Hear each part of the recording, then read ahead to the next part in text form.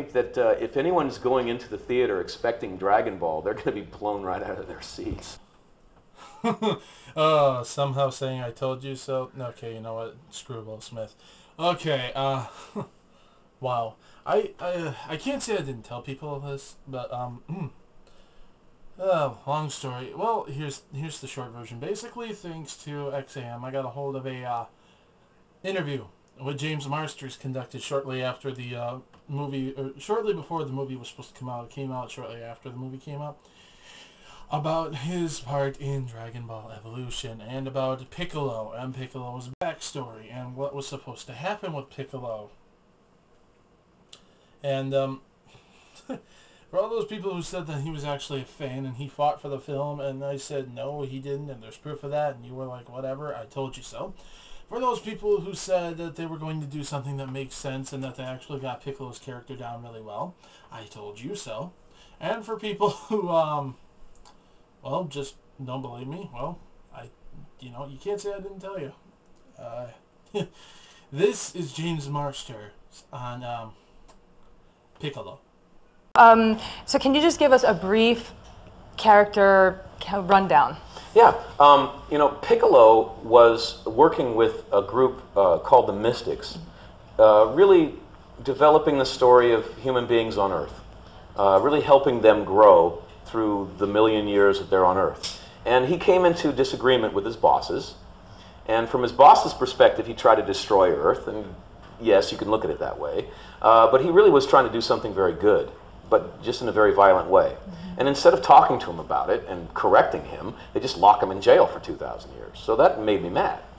And I think of Piccolo as like any other criminal who goes into prison when he's young and virile and manly, and he gets locked in prison, he breaks out of prison, and he finally finds a mirror to look into after he gets out of prison, and he finds that he's old and decrepit.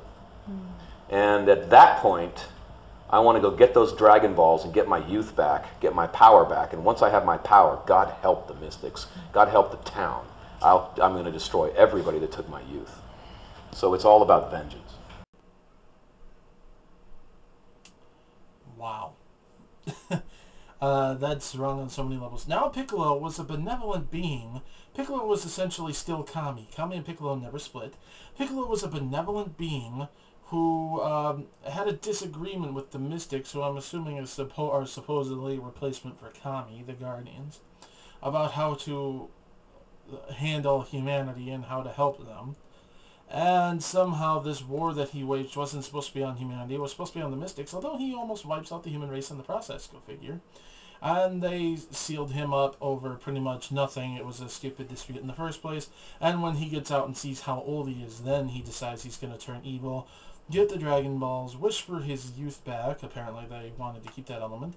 But with his youth came a vastly larger amount of power, supposedly.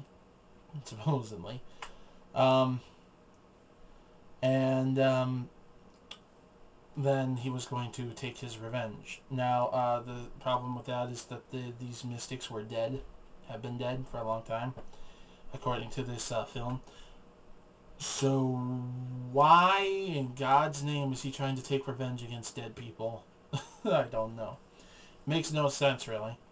Not to mention the fact that, being benevolent and wiping out humanity, it's like saying Hitler was a good guy. Wow, Hitler was trying to help the Jews, so he almost wiped them out. Seriously, that's the kind of logic I'm seeing here. Wow. Based on their description of Piccolo. But here's his description of what's supposed to happen to Piccolo. I wanted my character to be old and decrepit.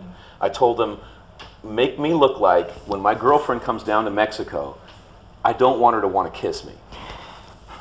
Because when we get to the next film and Piccolo transforms into the young self, he'll be beautiful. He'll be fabulous. Beautiful. Yeah.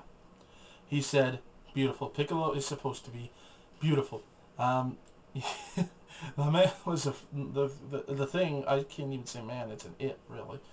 But Piccolo was a freaking monster even when he was young. He was terrifying. Okay, well, that's, that's that, this is this, whatever, right? So, let's finally take one look at how they, you know, how they viewed the source material when they did this. In the source material, Goku is 12 years old, and he's fighting midgets. We don't do that. We grew him up, and we muscled everything up. Okay, so right there, they out and out said that the source material was way too ridiculous, kiddish, and they pretty much said that because of this, they beefed it up and made it better, more exciting. Now, that's, like, not even accurate. Especially since in the very beginning of the manga, he states he's 12, and then, like, another 3 years goes by, so he's, like, 14, 15 years old when he fights Piccolo. But, we can ignore that glaring problem, I guess. But the statement that he fights midgets, let's take a good long look at the midgets he's supposed to have fought, shall we?